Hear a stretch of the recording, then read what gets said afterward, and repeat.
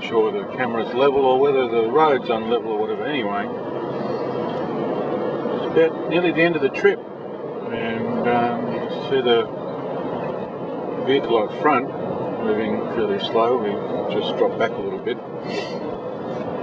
Lots of developments over the last couple of days. David's been suffering from lack of shock absorbers in the rear end. I think one front one for the part of, I don't know, 4 or 5 days, something like that. Well, yesterday it finally happened. The spring mount bent and the chassis cracked. And late yesterday afternoon and partway through last night was spent jimmying up his suspension with some of the CSR's finest timber. David now has a fixed rear suspension supported by 2 10-inch blocks, one of timber, one each side, about 6 or 8 inches in diameter, that have been finely shaped and cut to fit in the space between where the bump stops were and the top of the axle. Now they are in there wire tied,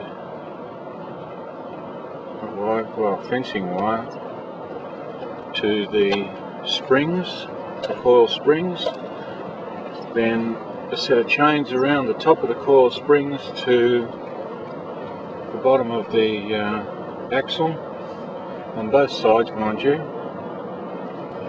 to wedge in the timber block. Also has been included a piece of 3/8 by 2-inch flat bar, finely bent to shape to fit the right hand chassis above where it's cracked, and 2 U-bolts holding that piece of steel plate to the top. We're now nearly approaching well 51, which means we have come 3 wells since this morning and since the repair. I think the repair was made just outside of well 48.